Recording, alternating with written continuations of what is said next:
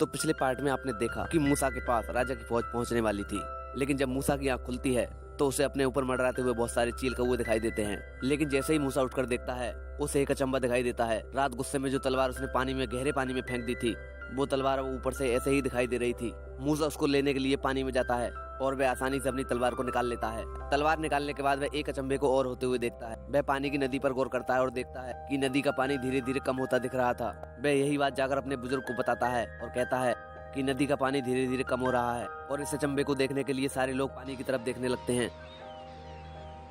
तभी मूसा उन सभी लोगों से कहता है कि देखो भगवान हमारे साथ है और इसी मौके का फायदा उठाकर हमें नदी पार कर लेनी चाहिए। तभी मूसा उन सभी लोगों से कहता है कि नदी का पानी कम हो चुका है, कौन कौन मेरे साथ नदी पार करना चाहेगा। इस बात पर वह 2 लोग मना करते हैं, बाकी सभी लोग तैयार हो जाते हैं। तभी मूसा सबसे कहता है कि सभी लोग नदी पार करने के लिए तैयार हो जाओ, भगवान हमारे साथ है। सभी लोग अपना सामान समेटने लगते हैं और नदी को पार करने के लिए तैयार हो जाते हैं। और देखते ही देखते सारी नदी का पानी सूख जाता है और मूसा के साथ सारी पब्लिक पीछे पीछे आने लगती है। ये नजारा देखकर बाकी लोग चकित रह जाते हैं कि कैसे इतने बड़े महासागर का पानी यूं कुछ मिनटों में ही सूख गया। और देखते ही देखते सारे लोग नदी में उतर जाते हैं।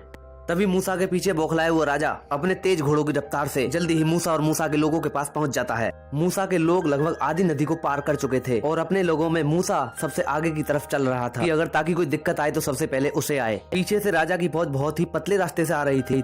तभी राजा के सलागिर का रथ टकरा जाता है और वह नीचे गिर पड़ता है। वह सभी से रथ को रोकने की गुजारिश करता है, लेकिन रथ की रफ्तार इतनी तेज थी कि उसका रुकना असंभव था और वह सलागिर उसी रथ के नीचे कुचल दिया जाता है। और इसी रफ्तार के कारण राजा के बहुत से लोग पहाड़ से नीचे गिर रहे थे और पहाड़ इतना ऊंचा था कि नीचे गिरकर तुरंत मर रहे थे। और ऐसा इसलिए हो रहा था कि मूसा के साथ भगवान था।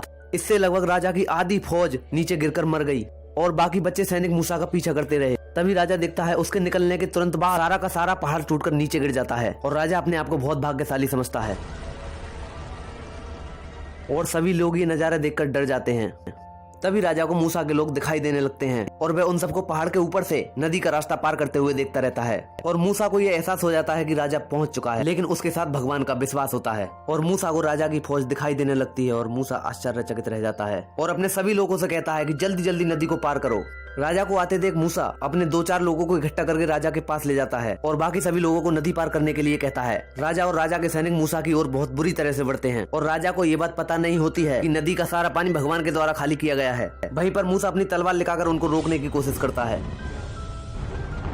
लेकिन राजा इसे अनदेखा कर देता है और इस बात पर मूसा के लोगों को गुस्सा आ जाता है। तभी देखते ही देखते वहाँ पर भगवान का तांडव स्टार्ट हो जाता है और पानी के अंदर बहुत बड़ा चक्रवात बनने लगता है और राजा उस चक्रवात को अनदेखा करता हुआ आगे बढ़ता रहता है। मूसा के लोग किनारे पर पहुंचकर वो सारा नजारा देखते हैं और बहुत तेजी से नदी में पानी दोबारा आने लगता है और लगभग मूसा के लोग तो किनारे पर पहुंच जाते हैं, लेकिन राजा की फौज आधी नदी में आ जाती है और पानी का दबाव लगातार बढ़ता जा रहा था, लेकिन राजा इसे अनदेखा करता है। मूसा बीच नदी में राजा का आने का इंतजार करता है और देखते ही देखते चक्रवात भयानक रूप ले रहा था। राजा का मंत्री राजा को सूचना देता है कि वहाँ पर बहुत बड़ा चक्रवात आ रहा है, हमें यहाँ से वापस तुरंत लौट जाना चाहिए। लेकिन राजा उस चक्रवात से नहीं डरता है और अपने रथ को आगे की तरफ बढ़ाता है। तभी मूसा अपने लोगों को सतर्क करता है और उन लोगों से कहता है कि मैं राजा के लिए रुकता हूँ और तुम लोग यहाँ से जाओ। सभी लोग मूसा का कहना मानते हैं और उधर की तरफ से राजा ही अकेला बढ़ रहा था। बाकी सब सेना को राजा पीछे छोड़ देता है और अपने रथ की रफ्तार को बढ़ाकर वह मूसा के पास पहुँच जाता है। तभी मूसा राजा से कहता है कि तुम यहाँ से भाग जाओ, लेकिन राजा बिना किसी डर के वहीं पर डटा रहता है। पानी का तेज बहाव मूसा और राजा के पास आने ही वाला था। राजा पानी को बहुत जोर से घूरता है। राजा की पूरी सेना नदी में ही रह जाती है।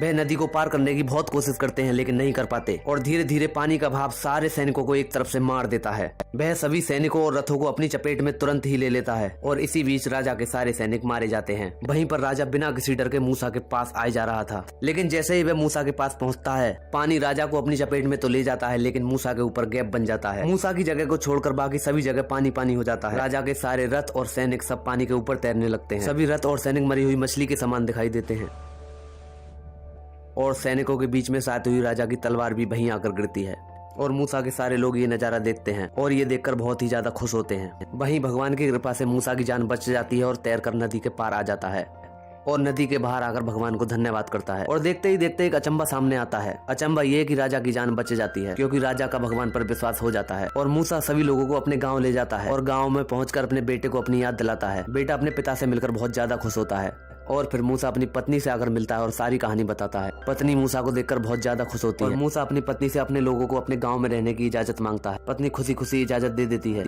और मूसा भी बहुत खुश होता है।